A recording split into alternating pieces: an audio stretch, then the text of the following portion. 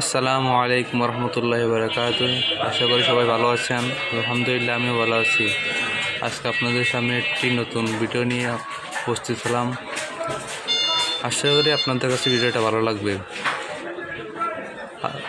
মহান আল্লাহ তাআলার লাখ শুকর যে আল্লাহ তাআলা কি সুন্দর একটা পৃথিবী সৃষ্টি করেছেন, যার কোনো ফিলার নাই, কিছু নেই, এবং দিনের চেয়ে রাতের সন্ধ্যাবেলায়